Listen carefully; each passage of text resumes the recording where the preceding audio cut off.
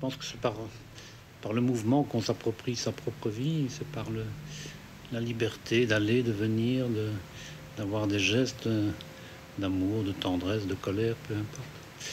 Et donc quand on est privé du mouvement, comme je le suis, comme beaucoup d'autres personnes le sont, je pense que si on veut survivre, il faut réinventer le mouvement autrement. Et donc, ce qui se passe dans ma tête, c'est pas purement cérébral, c'est pas purement intellectuel, c'est une manière de me recréer un espace intérieur qui est aussi ma liberté.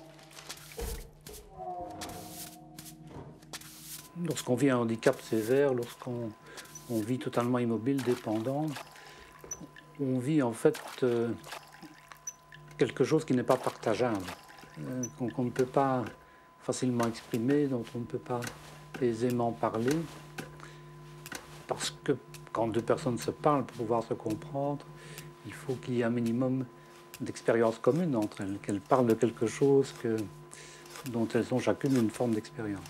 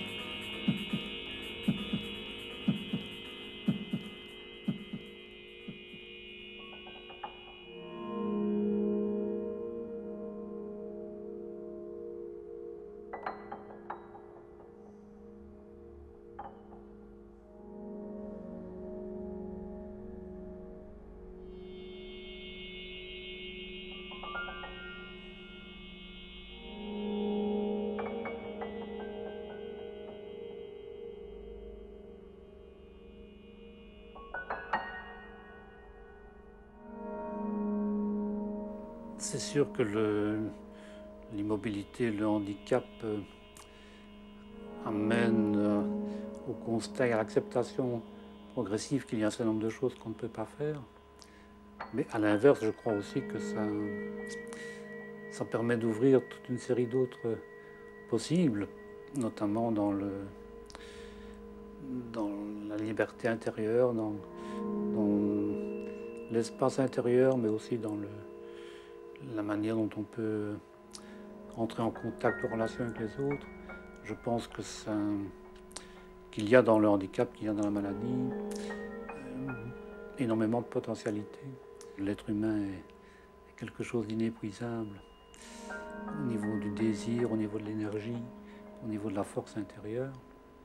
Et c'est des choses que l'on découvre peut-être avec plus d'urgence et plus de force quand on est privé du mouvement. Oui.